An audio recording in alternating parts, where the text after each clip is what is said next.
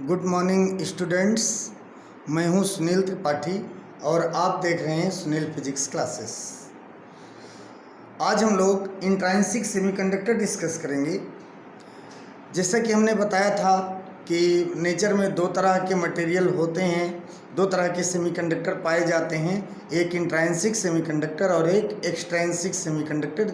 Extrinsic semiconductor हम बनाते हैं इम्प्योरिटी मिला करके, और इंट्रांसिक सेमीकंडक्टर नेचर में पाए जाते हैं। इंट्रांसिक सेमीकंडक्टर जनरली दो होते हैं, सिलिकॉन और जर्मेनियम को इंट्रांसिक सेमीकंडक्टर कहते हैं। अब सिलिकॉन और जर्मेनियम के आउटर मोस्ट ऑर्बिट में 4 इलेक्ट्रॉन होते हैं। ये जैसा डायग्राम बना हुआ है, इसका क्रिस्टल स्ट्रक्चर बना हुआ है इंट्रांसिक सेमीकंडक्टर का। ये सिलिकॉन है, इसके आउटर मोस्ट ऑर्बिट में 4 इलेक्ट्रॉन्स हैं और ये अपने नेबरिंग सिलिकॉन एटम के साथ में कोवेलेंट बॉन्ड के द्वारा जुड़े रहते हैं।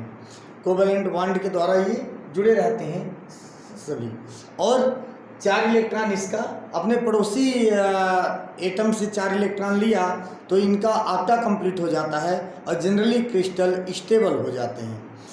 अब इन सेमीकंडक्टर से जब हम फ्री इलेक्ट्रॉन्स जनरेट करवाते हैं तो फ्री इलेक्ट्रॉन जनरेट करवाने के लिए हमें कोवेलेंट बॉन्ड ब्रेक करना पड़ता है।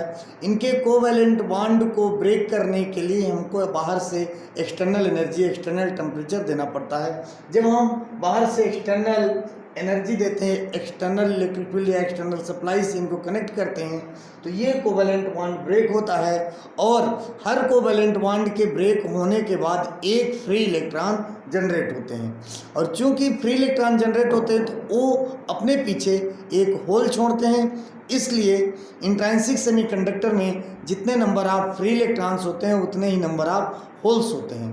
तो in intrinsic semiconductor number of free electrons equal to number of holes, और जो कंडक्शन होता है इंट्रांसिक सेमीकंडक्टर में वो फ्री इलेक्ट्रॉन्स और फ्री होल्स दोनों के कारण होता है। और यहाँ पर फ्री इलेक्ट्रॉन को जनरेट करने के लिए हमको एक्स्ट्रा एनर्जी देनी पड़ती है कोवेलेंट बॉन्ड को ब्रेक करने के लिए।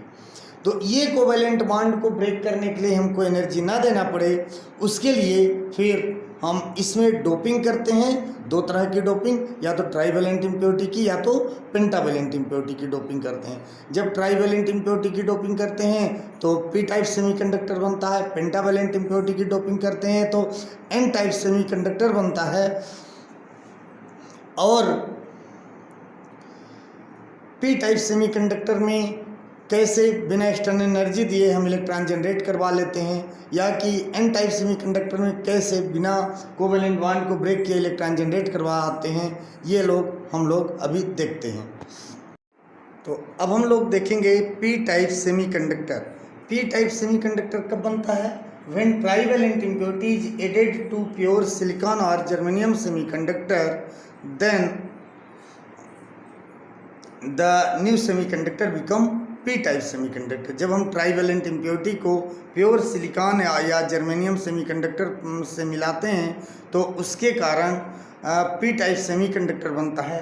ट्राइवेलेंट इम्प्योरिटीज होती हैं बोरान, एल्युमिनियम, गैलियम, इंडियम।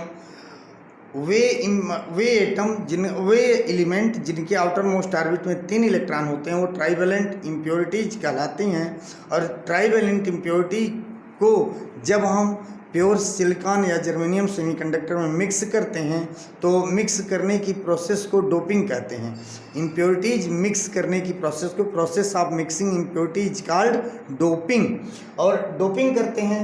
अब इसमें जब हम सिलिकॉन सेमीकंडक्टर में बोरान एटम को मिक्स करते हैं, बोरान की डोपिंग करते हैं, तो सिलिकॉन के आउटर मोस्ट ऑर्बिट में 4 इलेक्ट्रॉन, बोरान के आउटर मोस्ट ऑर्बिट में 3 इलेक्ट्रॉन, बोरान के 3 इलेक्ट्रॉन सिलिकॉन के 3 इलेक्ट्रॉन के साथ कोवेलेंट बॉन्ड से जुड़ जाते हैं, लेकिन सिलिकॉन का चौथा इलेक्ट्रॉन खाली रह जाता है। वो 1 इलेक्ट्रॉन की डिफिशियंसी महसूस करता है। इस पूरे क्रिस्टल को, इस पूरे एटम को अपनी स्टेबिलिटी कंप्लीट करने के लिए 4 इलेक्ट्रॉन, 4 इलेक्ट्रॉन है सिलिकॉन के पास, 3 इलेक्ट्रॉन बोरान के पास, 7 इलेक्ट्रॉन, एक एटम 7 इलेक्ट्रॉन शेयरिंग के बाद दोनों में 7 इलेक्ट्रॉन हो जाते हैं, लेकिन ऑक्टा कंप्लीट करने के लिए 1 इलेक्ट्रॉन की कमी महसूस करते हैं। And this deficiency is called holes.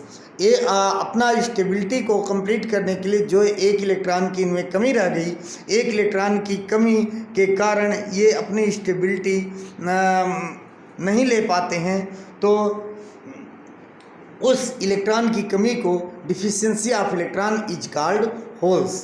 तो when boron, aluminium, gallium, indium are added to pure silicon semiconductor, then the 3 electrons of boron make covalent bond with 3 electron of silicon, but fourth electron of silicon feel deficiency, and this deficiency is called holes।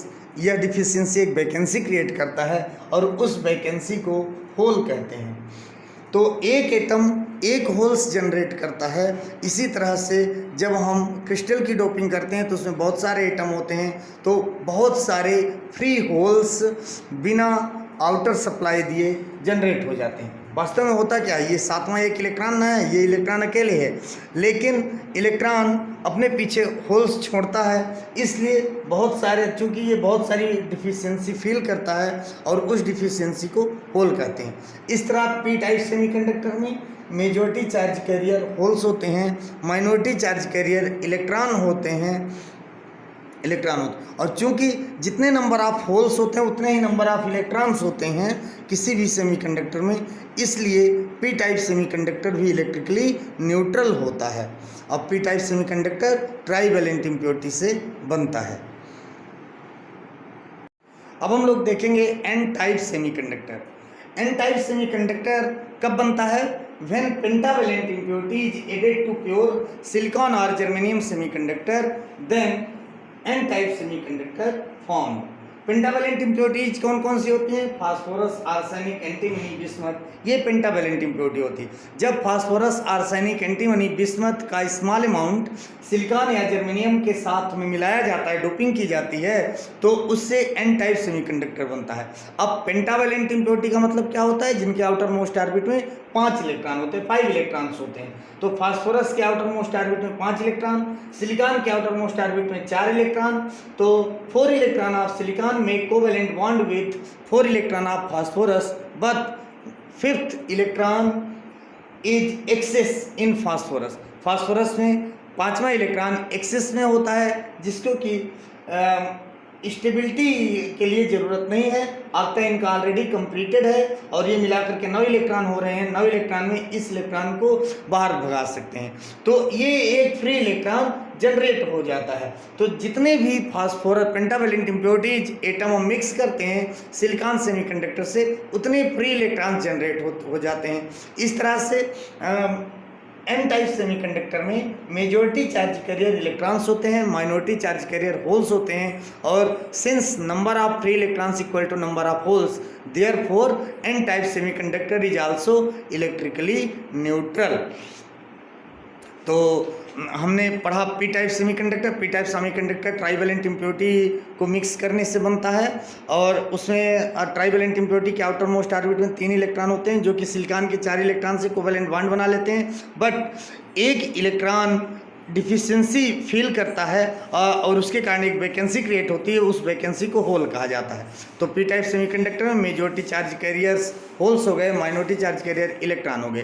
फिर N type semiconductor में pentavalent impurity को add करते हैं, और pentavalent impurity के outer most orbit में 5 electron होते हैं, वो सिलिकॉन के 4 इलेक्ट्रॉन के साथ कोवेलेंट बॉन्ड बनाते हैं, लेकिन एक इलेक्ट्रॉन एक्सेस में होता है। इस तरह से जितने हम एटम्स फास्फोरस या पेंटावेलेंट इम्प्योरिटी के ऐड करते हैं, उतने फ्री इलेक्ट्रॉन जनरेट होते हैं। इस तरह मेजॉरिटी चार्ज कैरियर इलेक्ट्रॉन्स होता है, माइनॉरिटी चार्ज कैरियर होल्स होता है। और चाहे वो एन टाइप सेमीकंडक्टर हो या पी टाइप सेमीकंडक्टर हो, इंट्रांसिक सेमीकंडक्टर हो, एक्सट्रिंसिक सेमीकंडक्टर हो, जितने नंबर ऑफ फ्री इलेक्ट्रॉन्स होते हैं उतने ही नंबर ऑफ होल्स होते हैं। इसलिए सारे के सारे सेमीकंडक्टर इलेक्ट्रिकली न्यूट्रल होते हैं।